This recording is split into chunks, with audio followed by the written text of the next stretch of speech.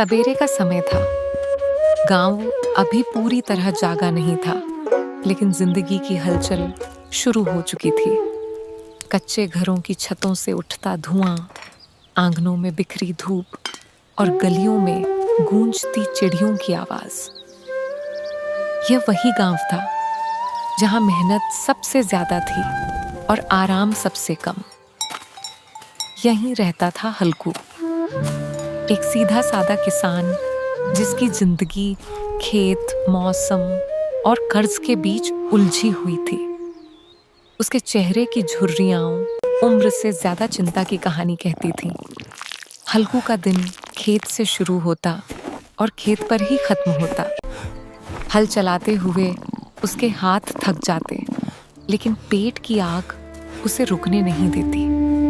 उसकी पत्नी मुन्नी गांव की उन औरतों में से थी जो चुपचाप दुख सहना जानती हैं, पर बेवकूफ नहीं होती। आंगन में झाड़ू लगाते हुए उसकी आंखें हर वक्त घर और आने वाले कल का हिसाब लगाती रहती थीं। वह जानती थी आज की रोटी कल की चिंता बन जाती है। हल्कू और मुन्नी के बीच ज्यादा बातें नहीं होती थीं, पर दोनों एक दूसरे की खामोशी समझते थे।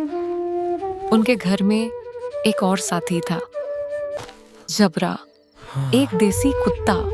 न वफादारी की कसम खाई थी, न किसी ने उसे पाला था, फिर भी वह हर दुख में हल्कू के साथ था। जब हल्कू खेत जाता, जबरा आगे आगे दौड़ता, मानो कह रहा हो जब तक सांस है साथ है। लेकिन इस घर पर एक और साया हमेशा मंडराता रहता था। सहना। सहना गांव का महाजन, जिसके पैसे से आधा गांव चलता था और उसी के डर से आधा गांव कांपता था। हल्कू ने भी उससे पैसे ले रखे। बाहर आओ। 3 रुपए, सुनने में मामूली, पर हल्कू के लिए 3 रुपए 3 पहाड़ों जैसे थे। क्यों हल्कू, आज बड़ा सन्नाटा है घर में। हल्कू, मुझे मेरे पैसे चाहिए जो उधार लिए थे, अभी दे। सहाना आया है, जो रुपए रखे हैं दे दे, किसी तरह गला तो छूते। मुन्नी आंगन में झाड़ू लगा रही थी। उसने पलटकर देखा और रूखे स्वर में बोली, 3 ही तो रुपए हैं, दे दोगे तो कम्बल कहाँ से आएगा? माघ पूस की रात हार में कैसे कटेगी? जाकर उससे कह दो फसल पे दे देंगे, अभी नहीं। हल्कू एक क्षण चुप खड़ा रहा। पूस सिर पर आ चुका था। बिना कम्बल के रात काटना असंभव था। पूस सिर पर आ चुकी है, बिना कम्बल के रात काटना असंभव है, मगर सहना वो न मानेगा, गालियां देगा, धमकियां देगा। बला से ठंड में मर जाएं, पर बला तो सिर से टले। वह अपनी भारी भरकम देह लेकर मुन्नी के पास आया और खुशामद से बोला, पैसे दे दे मुन्नी, गला तो छूटे। कम्बल का कोई और उपाय सोच लो। मुन्नी पीछे हट गई, आंखें तरेर कर बोली, कर चुके दूसरा उपाय। कौन सा उपाय? कोई खैरात में कम्बल दे देगा? न जाने कितनी बाकी है जो चुकती ही नहीं। खेती छोड़ क्यों नहीं देते? मर मर कर काम करो और जो उपजे वही बाकी में दे दो। पेट के लिए मजूरी कर लो, ऐसी खेती से तो बाज आना चाहिए। हल्कू उदास होकर बोला, तो क्या गाली खाऊं? मुन्नी तड़प कर बोली, गाली क्यों देगा? क्या उसका राज है? पर यह कहते कहते उसकी भौहें ढीली पड़ गईं। हल्कू की बात में जो कठोर सच था, वह उसे भीतर तक घूर रहा था। वह चुपचाप उठी, आले से रुपए निकाले और हल्कू के हाथ पर रख दिए।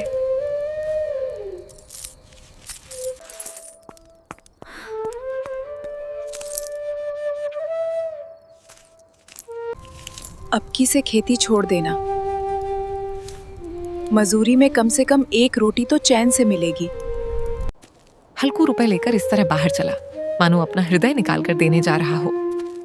कम्बल के लिए उसने मजूरी से एक एक पैसा जोड़कर ये 3 रुपए जमा किए थे। हर कदम के साथ उसका सिर दीनता के बोझ से और झुकता चला गया।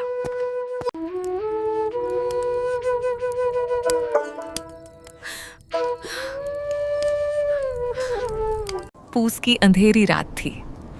आकाश के तारे भी ठंड से कांपते लगते थे।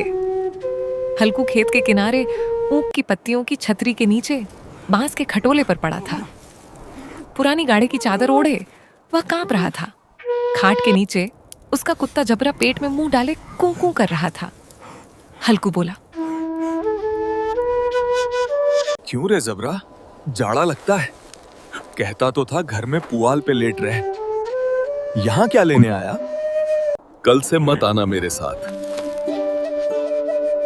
ये पछुआ न जाने कहां से बर्फ लाती है। 8 चिलम पी चुका। यही है खेती का मजा। मजूरी हम करें, मजा दूसरे लूटें। रात और ठंडी होती जा रही थी। जब सहा न गया तो हल्कू ने सोचा, अब नहीं सहा जाता। बगीचे की पत्तियां जला लूं। लालू वह अरहर के पौधे उखाड़कर झाड़ू बनाता हुआ बगीचे पहुंचा। जबरा आगे आगे दौड़ा। अंधेरा घना था। पत्तियां बटोरी गईं, अलाव सुलगा। आग की लौ पेड़ों की पत्तियों को छूती हुई नाच रही थी। हल्कू आग तापते हुए बोला, क्यों जबरा, अब ठंड नहीं लग रही? क्यों जबरा, अब ठंड नहीं लग रही?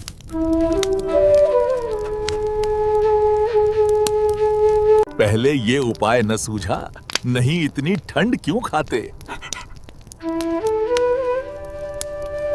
अचानक जबरा जोर से भूखने लगा और खेत की ओर दौड़ा। लिहो हल्कू को आहट मिली। लिहो जानवर खेत में है, नील गाय। उसने आवाज लगाई, जबरा लिहो लिहो।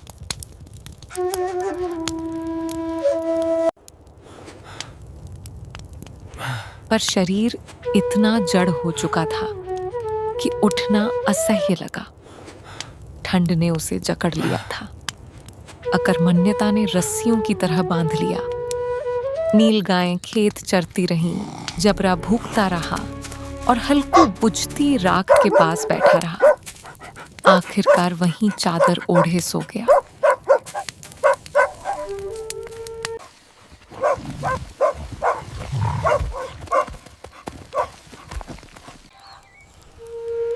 सवेरे धूप फैल चुकी थी।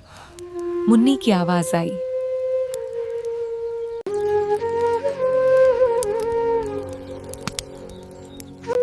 क्या आज सोते ही रहोगे? और उधर सारा खेत दोनों चौपट खेत हो पर गया। आए। फसल रौंदी पड़ी थी। जबरा मड़ैया के नीचे चित्त लेटा था, जैसे जान ही न हो। मुन्नी उदास होकर बोली,